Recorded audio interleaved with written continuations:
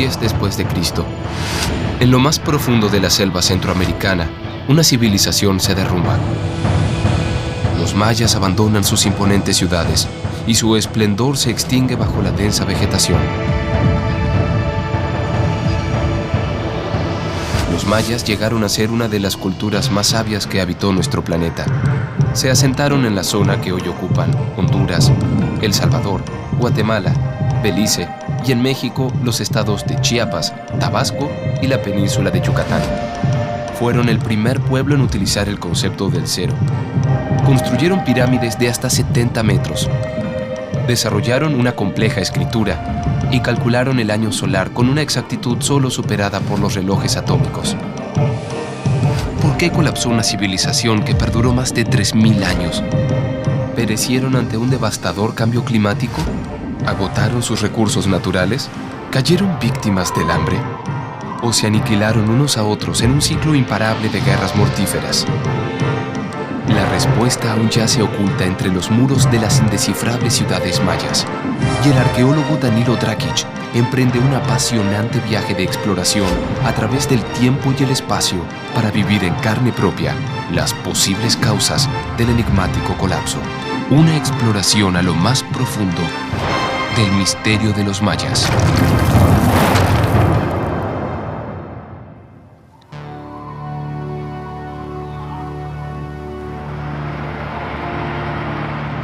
El viaje comienza en Chichén Itzá, la última de las grandes ciudades mayas. Chichén Itzá fue habitada por los sobrevivientes del colapso del siglo X y fue abandonada pocos años antes de la llegada de los españoles. Entre sus edificios se ocultan las pistas mejor conservadas del enigmático final de la civilización maya. Antes de internarse en el universo maya, el arqueólogo Danilo Drakic pide permiso a los antiguos espíritus. Este es un ritual que voy a realizar con el motivo de pedir permiso a los ancestros de los mayas para poder ingresar y conocer su cultura. Yo provengo del norte de México y traje estas plantas. Esta planta es salvia, es una planta que sirve para iniciación de ceremonias y purificación del cuerpo, para que todo mi viaje me vaya bien.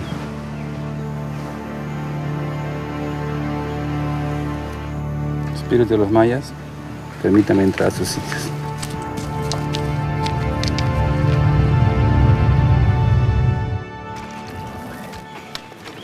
En la entrada al sitio arqueológico esperan dos expertos investigadores de la cultura maya.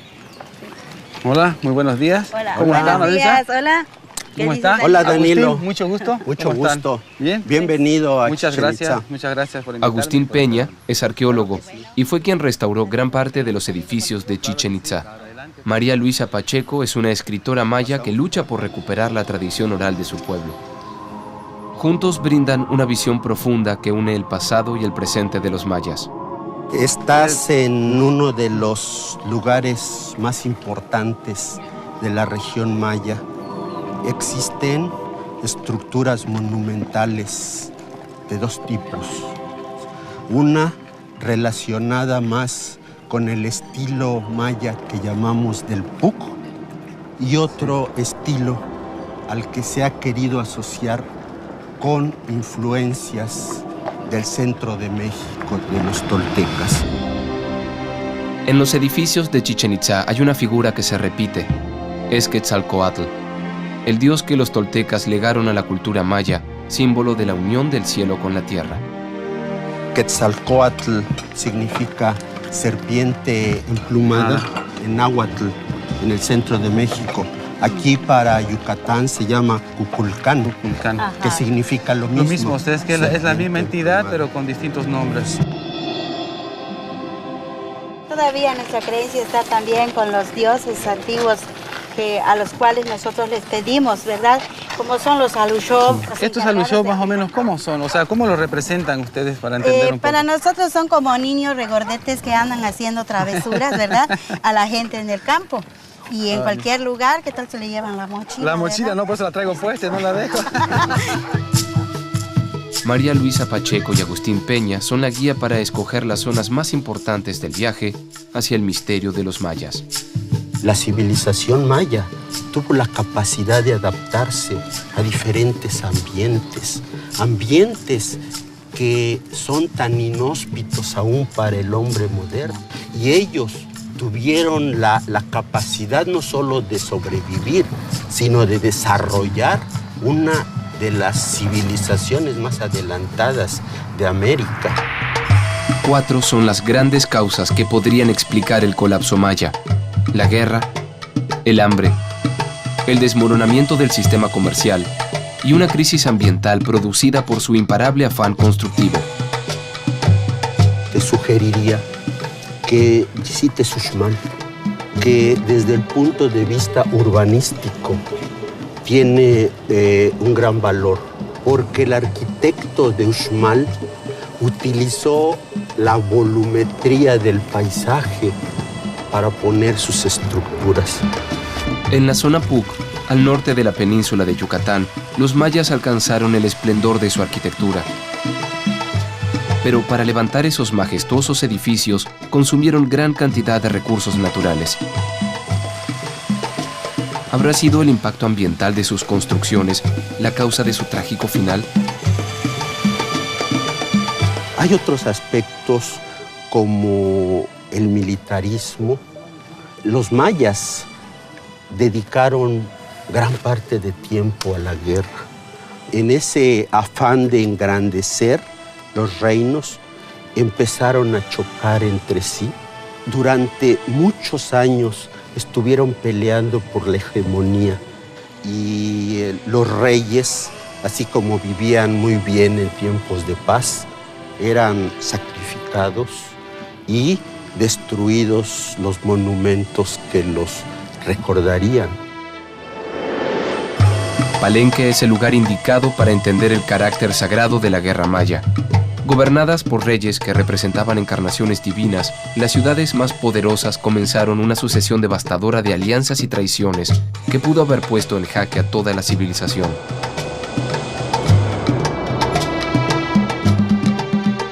Para los mayas no solo la guerra era sagrada, también lo era la agricultura. La mayor parte de la gente campesina, ¿verdad? Los milperos, tenemos esa cosmovisión, vamos a llamarle, ¿no? De pedir el permiso y saber sembrar. Para entrar a tumbar un monte, pues tenemos que llamar al mem. El mem es un sacerdote maya, que es el que tiene todos los conocimientos desde hablar con los vientos, llamarlos para la ceremonia. En lo más profundo de la selva del Petén guatemalteco, los campesinos trabajan sus cultivos tal como lo hacían sus antepasados. Un sistema agrícola exitoso para la subsistencia de pequeñas familias, pero que empleado para alimentar a miles de personas, pudo haberlos llevado a destruir su medio ambiente. Me parece interesante que tú puedas abordar el tema del comercio. El comerciante era una clase especial dentro de las sociedades. Ellos eran los que llevaban los productos, las ideas, y traían productos e ideas. Las rutas montañosas del sur de Guatemala, los ríos que recorren la selva del Petén y las aguas del Mar Caribe conformaban el circuito que, además de mercancías vitales, distribuyó las ideas centrales de la cultura maya. Es probable que la interrupción del flujo comercial haya desestabilizado su estructura política y social hasta colapsar.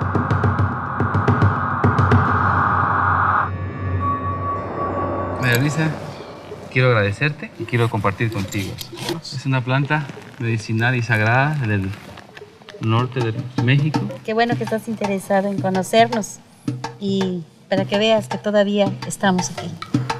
Nos vemos. Danilo, te deseo que tengas un viaje enriquecedor. Abre bien los ojos, abre tu mente, porque es maravilloso lo que vas a ver.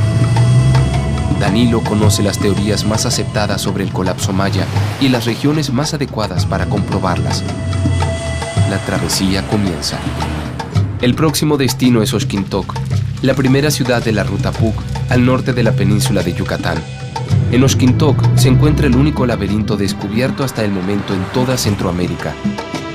Maxcanú es el poblado más cercano a Oxquintoc. En la plaza central del pueblo aguarda Víctor Chin, un experimentado guía de origen maya.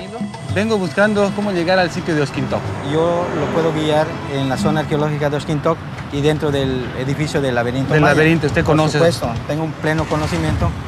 Víctor advierte sobre una maldición que pesa sobre la antigua ciudad de Oxquintoc y sobre todo de los peligros que acechan a quien se aventure en las profundidades del laberinto. Solo un ejmen o chamán maya posee el conocimiento necesario para guiarlos en su interior. Prácticamente conocemos a gente que se dedica a lo que es los procesos ceremoniales, a los shmenes prácticamente. X-Men que lo conocen aquí en la cultura maya. Así es. ¿Se da la oportunidad de poder ir a verlo a esa persona, X-Men? Por supuesto. Está en el municipio de Jalachó.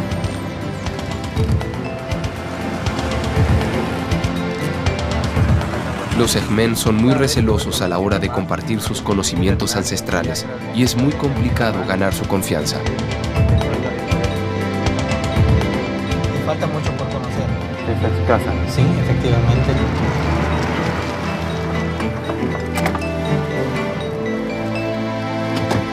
Buenas tardes, don Buenas Bernardino. tardes. ¿Qué les ofrece? Estamos buscando una persona que tenga el conocimiento ancestral de los mayas. Si usted quiere, nos va a hacer el guía en el laberinto de Oxquintoc.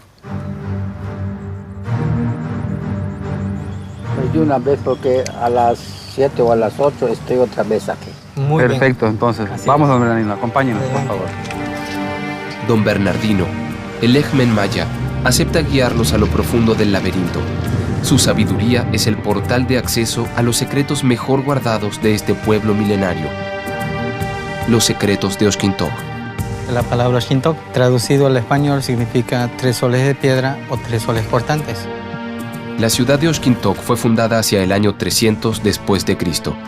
Llegó a albergar a más de 30.000 personas. Alrededor del año 900 fue abandonada misteriosamente. Entre el grupo Tzip y el grupo May está el laberinto maya. Es un edificio de 3 niveles, de 3 pisos, con una serie de cuartos y pasadizos. Se llama Satunsat, significa perder, volver a perder o lugar de perdedero. El laberinto refleja en su estructura de 3 pisos la manera en que los mayas entendían el universo. El primer nivel corresponde a los cielos, el segundo a la tierra y el tercero al inframundo. Según la leyenda, quien atravesaba sus pasadizos con éxito lograba comunicarse con los dioses. Se entra en el lado del poniente en dirección hacia el reino de los muertos, porque ellos creían que cuando el sol se oculta en el poniente, el sol se iba a iluminar al mundo de los muertos, al inframundo. Los lugares siguen siendo sagrados, donde se concentra una energía muy fuerte. Puede ser negativa, puede ser positiva. Su reino, Oxquintoc, Don Bernardino inicia un rito ceremonial. corazón, pero más. Es un pedido de permiso a los espíritus que habitan el laberinto.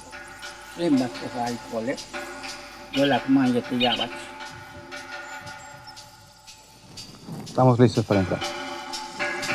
Quienes ingresen deben ser cautos y actuar con respeto. Bueno que pues te acaba de quitar los zapatos.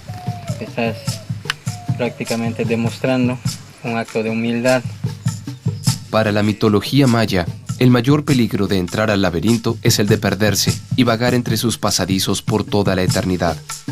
Una vez cruzado el umbral de entrada se accede a otro tiempo.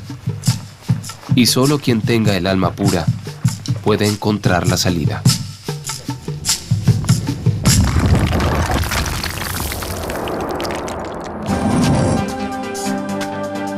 Todavía es un misterio estos lugares.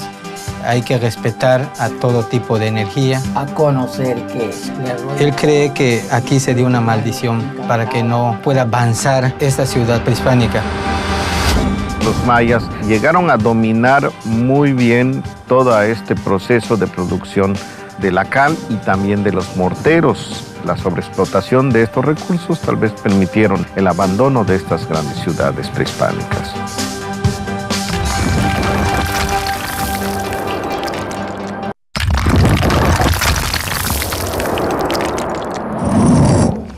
La exploración del arqueólogo Danilo Drakic por el misterio de los mayas comienza en la ciudad de Oxquintoc.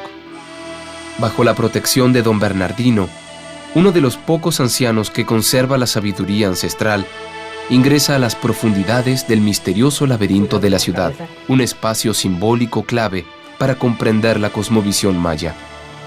Tenemos que posicionarnos en los 4 puntos cardinales, como una forma de respeto a esta zona sagrada.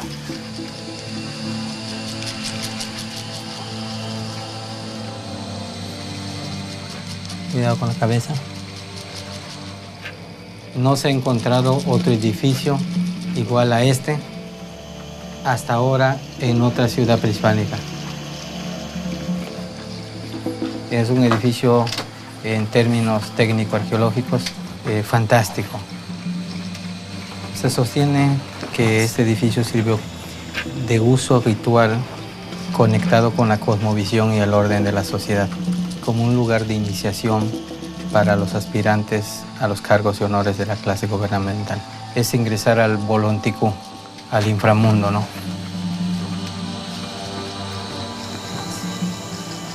Lo que nos sirvió de techo en el primer nivel, ahora nos está sirviendo de piso. Vemos aquí cómo estos orificios dejan pasar la luz y esto ayudaría en la peregrinación sobre este laberinto. Tiene prácticamente alineamientos solares, como un edificio relacionado con la astronomía, ¿no? O como un oráculo también, ¿no? Cuidado con la cabeza.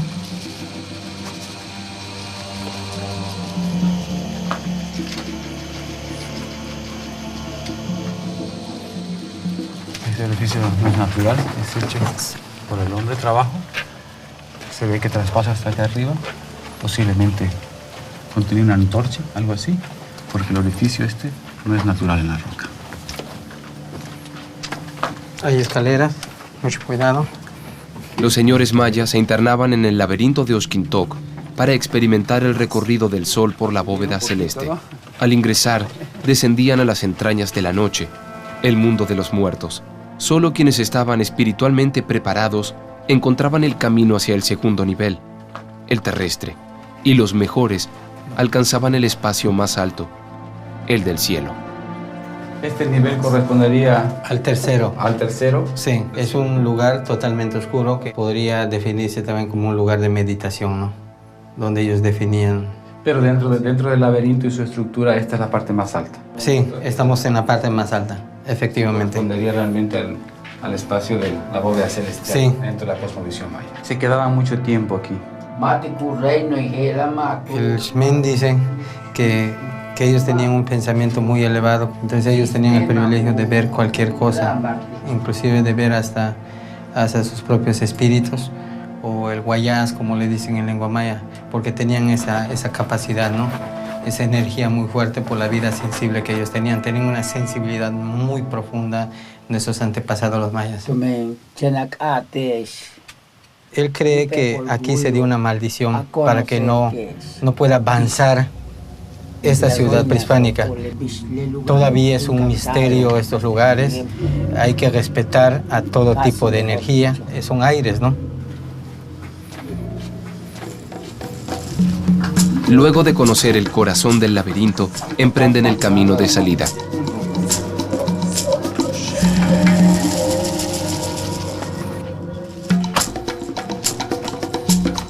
Mucho cuidado. Aquí están los testigos de esta gran cultura. Ellos ya no están con nosotros físicamente, pero su esencia espiritual aquí está.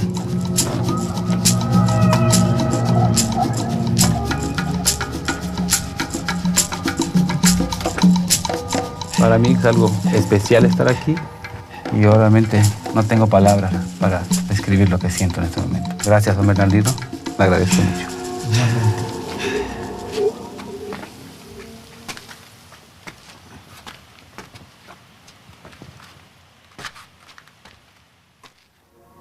En Oxquintoc, los antiguos mayas dejaron un valioso testimonio en piedra de su conocimiento astronómico y sus creencias religiosas. Después de atravesar la oscuridad del laberinto, Danilo está preparado para continuar su viaje por las grandes ciudades mayas de la península de Yucatán y averiguar si fue su obsesión por construir lo que aceleró la misteriosa caída de la civilización maya. El siguiente destino es Uxmal, una de las ciudades mayas más grandes y majestuosas. Uxmal fue habitada durante 1200 años y su traza urbana es el mejor ejemplo de cómo los mayas combinaban sus conocimientos de astronomía e ingeniería en la construcción de sus templos y palacios.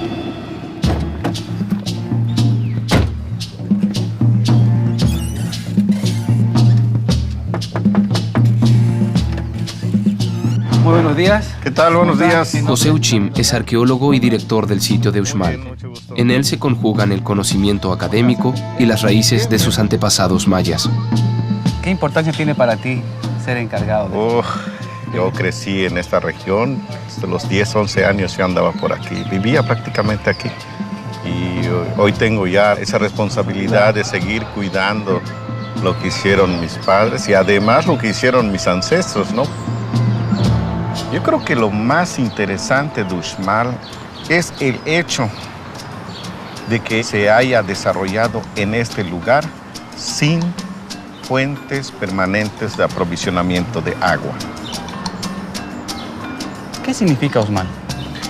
Uxmal podría significar la 3 veces construida, ¿no? Tenemos una arquitectura temprana, tenemos una arquitectura del clásico, tenemos una arquitectura del clásico terminal, posclásico temprano, y que de alguna manera eso te puede dar una idea de los diferentes periodos de ocupación. Aún existen montículos, aún existen una gran cantidad de estos grupos que correspondan a esta fase temprana y que no han sido explorados totalmente.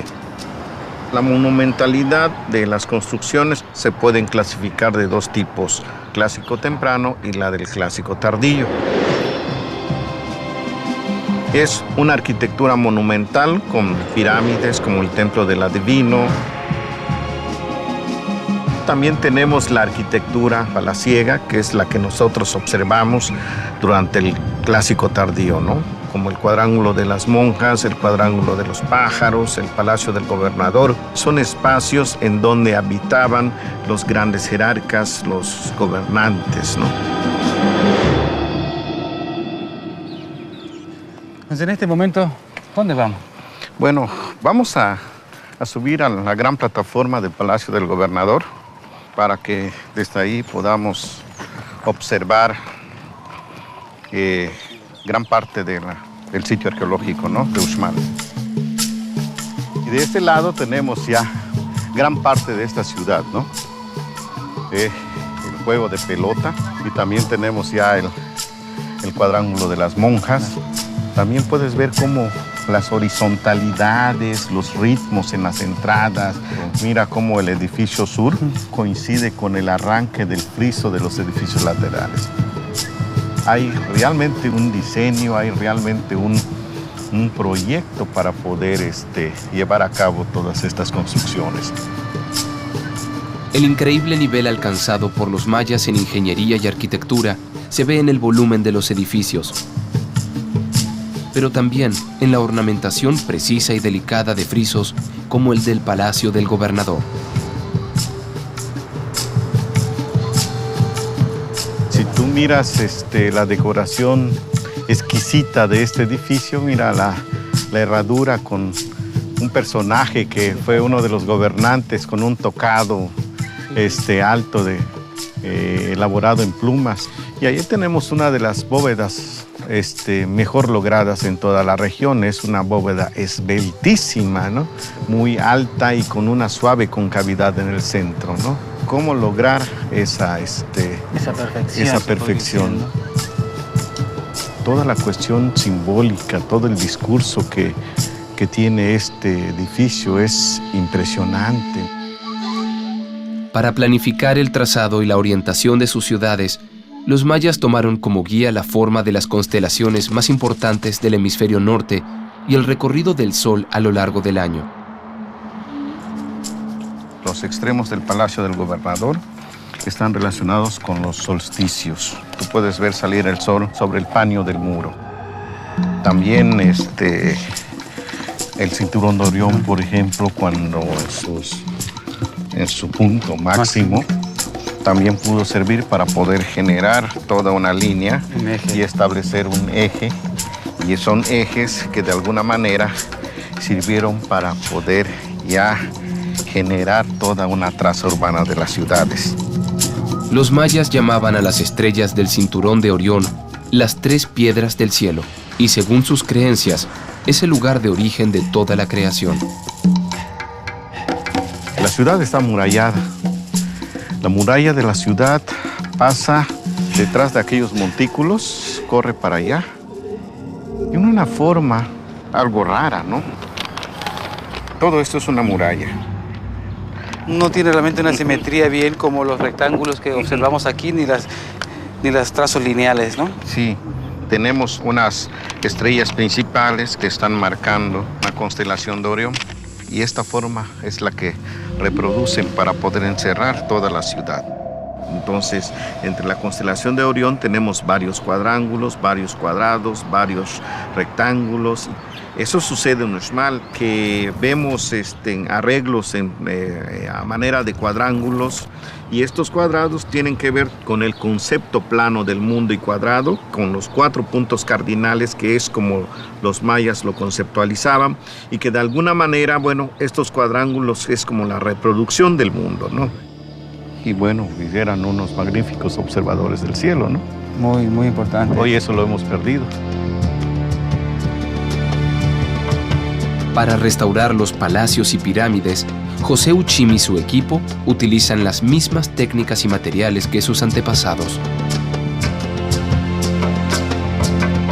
¿La cal la procesan aquí en el sitio? Sí, aquí atrásito estamos preparando ya una calera para poder trabajar en unos estucos, ¿no? ¿Podríamos ir a ver eso? Claro. Los mayas alcanzaron un desarrollo arquitectónico sin igual entre las antiguas civilizaciones de América, pero sus técnicas exigieron demasiados recursos naturales y tal vez tuvieron que pagar un costo muy elevado por sus magníficas construcciones.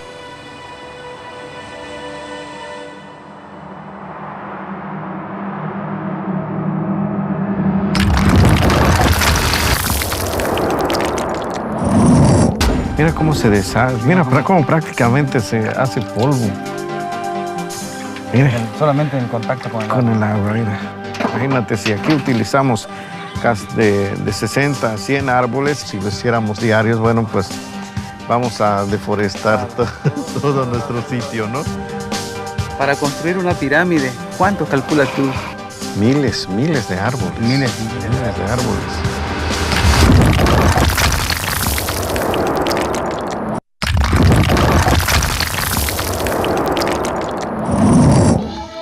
En el sitio arqueológico de Uxmal se utilizan técnicas y materiales originales para restaurar los imponentes edificios.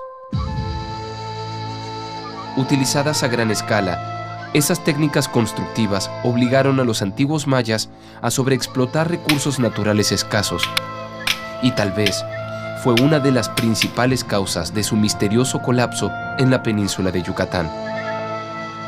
Estos dos trabajadores están preparando un horno de cal, ¿no? Pues precisamente ahorita están acomodando las maderas que se van a quemar, que van a permitir que la piedra caliza se calcine, ¿no? Tiene su complejidad, ¿ah? No es tan sencillo, ¿no? Sencillo hacer esto. Buenas tardes. Mira qué resinosos son estos árboles. Este es resinosa. Este es el chacá. ¿Cómo cuántas maderas tiene que cortar? Según el tamaño del horno, 100 matas. 100 maderas. Sí, 100 árboles. Cuando se termina, todo así bien hecho, entonces agregamos las piedras. Pero bien cortaditas. Esta es la piedra que se llama... Estas son las piedras, Saquelbach. No solo lo vamos a estar tirando, como quien dice, vamos a estar estibando. Lleva su tiempo. Exacto. Así. Exacto, hasta que forma un bochorno y jálale, se cubre toda la madera verde. Y entonces a partir de 12 horas, ya estas piedras van a quedar coloradas, bien coloradas. ¿Esta técnica dónde la aprendiste tú? De mis bisabuelos, sí. Pues como que nosotros somos mayas. Siguen utilizando la misma técnica que se utilizaba hace miles de años. Exactamente, sí. El equipo de restauradores termina de acomodar las piedras calizas sobre la pila de madera.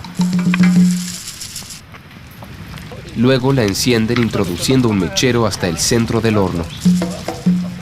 Solo resta esperar hasta la mañana siguiente para culminar la preparación del estuco maya.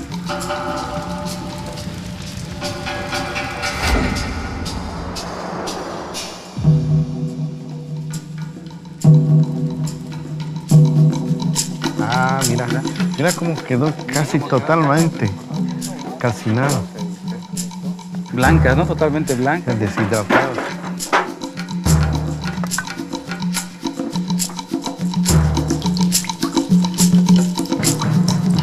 Mira cómo se deshace, mira cómo prácticamente se hace polvo. Mira. Solamente en el contacto con el agua. Mira. Impresionante cómo poco a poco, mira cómo se van abriendo. Solitos nomás.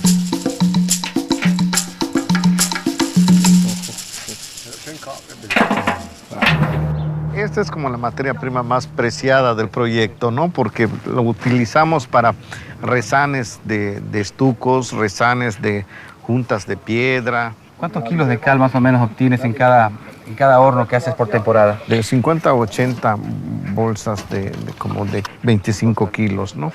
No podemos hacerlo de manera cotidiana porque imagínate si aquí utilizamos casi de 60 a 100 árboles, si lo hiciéramos diarios, bueno, pues vamos a deforestar todo nuestro sitio, ¿no? Sí. Para construir una pirámide, ¿cuánto calculas tú? Miles de árboles. Miles y miles de árboles. Para recubrir de estuco una pirámide como la del adivino, se necesitaron 4.900 árboles y cerca de 1.300 litros de agua. Los mayas llegaron a dominar muy bien todo este proceso de producción de la cal y también de los morteros. Obviamente, bueno, pues la madera fue fundamental para la producción de este material. Y obviamente, bueno, pues la sobreexplotación de estos recursos tal vez permitieron el abandono de estas grandes ciudades prehispánicas. El estuco está listo para ser aplicado. Las propiedades físicas y mecánicas de los morteros mayas son asombrosas. Con el paso del tiempo adquieren cada vez mayor resistencia y llegan a funcionar como un todo con las piedras que recubren. Aquí vamos a resanar todo esto, que para eso necesitamos este material. Primero se limpia, se saca todo el polvo flojo. O sea que constantemente los mayas tenían que estar restaurando sus edificios. Pues en la época prehispánica, imagínate que todo estuviera recubierto con estuco y entonces también requería de mantenimiento, ¿no? Todas estaban recubiertas con estuco y pintadas. Ahí está bien, maíz. Agüita. Se le tiene que echar suficiente agua para que tenga un fraguado uniforme.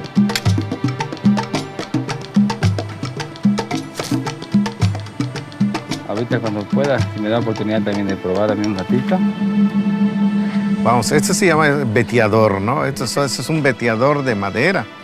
Entonces, con esto vamos a ir aplanando para que vayamos quitando toda la rebaba. Vamos a lograr que el poro del material se reduzca y entonces la humedad no penetre con facilidad, ¿no?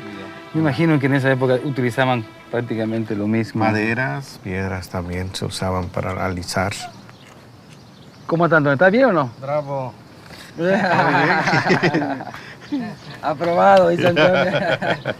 Pasaste el examen.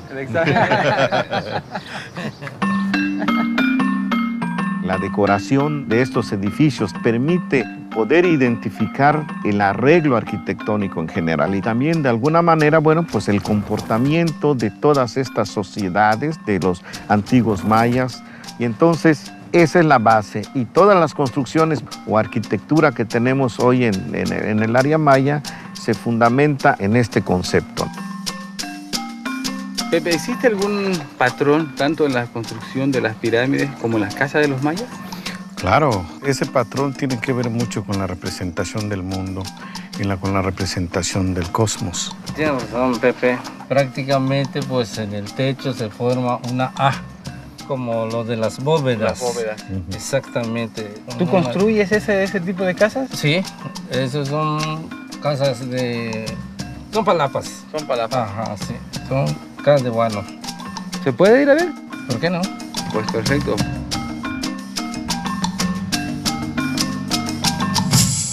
25 kilómetros separan al sitio arqueológico de Uxmal del poblado de Santa Elena.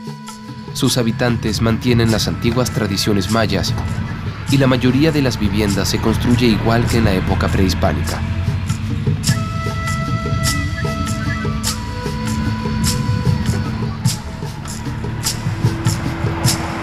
Vamos.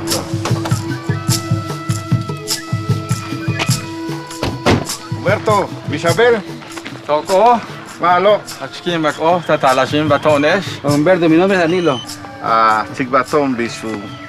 Malo. Pepe pasta o Él dice que podemos entrar, nos invita a su casa, que estamos en su casa. Muchas gracias. Gracias.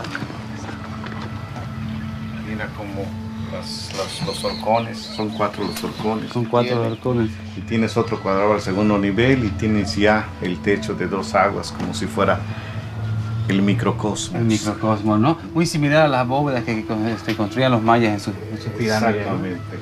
4 pilares estructurales, un techo abovedado y la orientación cardinal exacta son los ejes comunes de la arquitectura maya, tanto en los grandes palacios como en las viviendas familiares. Estos cuatro columnas que están sosteniendo la casa representan los 4 puntos cardinales. Sí, tu mundo y tu microcosmos. Imagínate que el maya vive en este espacio que es su casa, que es el cuadrado, que es el concepto del mundo. Exacto.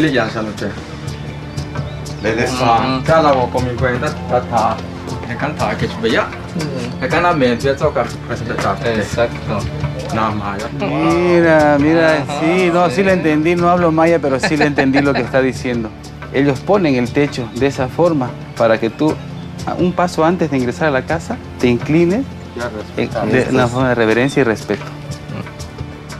Voy a probar a hacer eso, porque refleja todo un pensamiento, una cosmovisión bien fuerte y es una reverencia realmente para entrar a la casa. Cae la noche y don Humberto y su familia los invitan con una cena típica de la región. Mientras comen comienza a llover. Es la primera lluvia del año y marca el final de los 6 meses de la estación seca. Estas son las primeras lluvias que humedecen la tierra, porque ya vimos que hace mucho sol por aquí. Bastante sol. O sea que viene en un día especial, la bendición realmente de los dioses con el agua. Así es. El lago que no está Dios, ¿De dónde obtienen el agua actualmente aquí en este poblado, Pepe? Actualmente, bueno, pues lo toman del manto freático, que está como entre 75 y 100 metros de profundidad. Bastante profundo. Los mayas no obtenían el agua de la lluvia. La recogían del agua de lluvia, la almacenaban en los chultunes. Cuando se prolonga la época de sequía, se sacaba el agua de allá. Ahora, si te interesa ver realmente cómo funcionan los chultunes, bueno, pues podemos hablar con la arqueóloga Lourdes Toscano, que es quien está en Cabá, y para que ella te explique cómo realmente funciona el sistema hidráulico. Muchísimas gracias, de nuevo está muy rico esto. Los tamales. Voy a tomar en consideración lo que me dices, Pepe, y me voy a dirigir al sitio de Cabá. El agua de lluvia es un recurso escaso en la península de Yucatán y los mayas la almacenaban en depósitos artificiales cavados en la piedra llamados chultunes. El más grande de estos chultunes se encuentra en la ciudad de Cabá. Existen registros de una sequía prolongada a finales del siglo X después de Cristo. ¿Habrán sido capaces los mayas de afrontar una crisis semejante?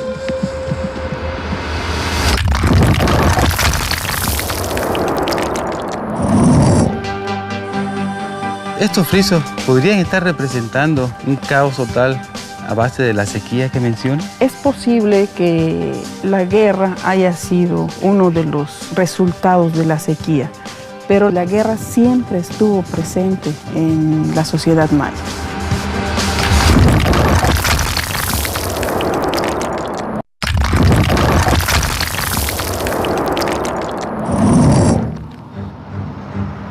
Los mayas que habitaron la península de Yucatán fueron expertos en administrar un recurso vital pero escaso, la lluvia, su única fuente de agua. La necesitaban para abastecer a miles de pobladores y para construir sus magníficas ciudades, pero al no tener ríos cercanos y con 6 meses de estación seca, los antiguos mayas vivían en constante peligro de padecer una sequía mortal. La arqueóloga Lourdes Toscano es especialista en la cultura maya del Puc y en Cabá descubrió pruebas precisas del abandono de la ciudad debido a una sequía. Los mayas de esta región crearon un complejo sistema de cisternas en donde aprovechan al máximo toda el agua de lluvia. ¿Qué forma tienen estos chuntunes? Es un aljibe subterráneo. Este tiene aproximadamente 9 metros de profundidad y tiene 2 cámaras como de 6 metros de diámetro cada una. Puedes verlo. Y esto permitió almacenar aproximadamente 60.000 litros de agua. Tú ves todavía, podemos alcanzar a ver el espejo de agua, bastante profundo.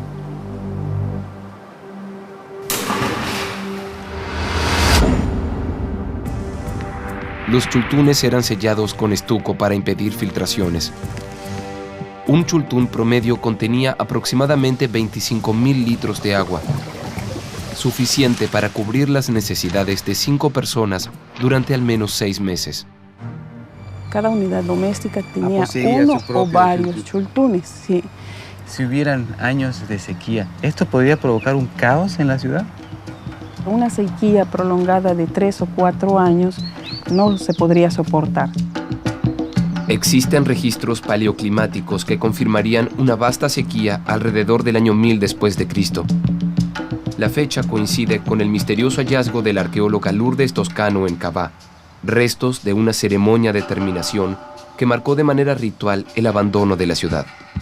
En el 2006, durante el proceso de restauración del edificio, encontramos evidencias de la destrucción intencional de los accesos. Si te puedes dar cuenta, en donde está la entrada falta toda la línea de molduras, la faja de molduras. Aquí también encontramos evidencias de ceniza quemada y es una destrucción intencional producto de una ceremonia de terminación. Es posible que los mayas hayan pensado que una sequía prolongada obedece a un enojo de los dioses con la población. Y eso quiere decir que la función de interlocutor que tiene el gobernante no se está cumpliendo. Esto debió haber traído innumerables conflictos, rebeliones incluso, y lo más probable es que en ese momento los mismos gobernantes hayan sido los que deciden dar por concluido su periodo en esta ciudad. La última fecha que se registra en un monumento de la ciudad de Cabá se remonta al 987 después de Cristo, en una escena de guerra labrada en piedra.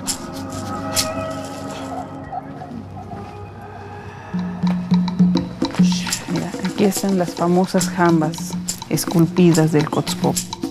En estas jambas es donde se encontró la fecha de 987, por lo que suponemos que las ceremonias de terminación se efectuaron posterior al 987. ¿Estos frisos podrían estar representando un caos total a base de la sequía que menciona? Es posible que la guerra haya sido uno de los resultados de la sequía. Pero la guerra ha existido entre los mayas desde siempre y fue importante para realizar alianzas y expandir territorios, capturar cautivos. La guerra siempre estuvo presente en la sociedad maya.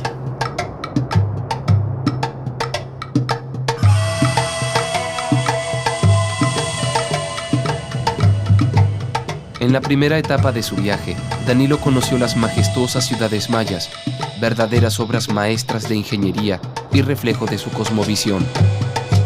Existen evidencias de que la obsesión maya por levantar gigantescos templos y pirámides es una de las posibles causas del colapso de su civilización. Al construir, los mayas consumieron enormes cantidades de madera y agua en un medio ambiente muy inhóspito, al punto que podrían haber modificado el régimen de lluvias, que de por sí eran escasas gran parte del año. Por abusar del medio ambiente o bien debido a una gran sequía natural, los mayas sufrieron una importante falta de agua que pudo haber provocado caos social y el abandono de sus ciudades. A las pruebas existentes sobre un colapso causado por la sequía se suman indicios de un auge de conflictos armados que conducen a una nueva hipótesis para explicar el fin de la civilización maya. Un aumento excesivo de guerras entre las principales ciudades podría haberlos arrastrado hacia su propia autodestrucción. ¿Qué pruebas existen de una escalada bélica entre las principales capitales? ¿Cuál era la función de la guerra en la sociedad maya? ¿Era una forma de violencia ritual con el fin sagrado de obtener el favor de los dioses? ¿O se trataba de ambiciones territoriales y materiales de los grandes señores mayas? La exploración continúa hacia el sur, hacia ciudades como Palenque, Toniná y Bonampak, protagonistas del período clásico maya, la edad de oro de su civilización.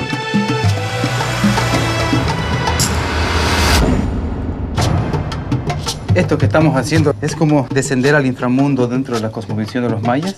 Sí, estamos ahorita descendiendo al centro de la Tierra. Este fue el camino que recorrió Pakal para llegar a su morada, que se encuentra en el Templo de las Inscripciones.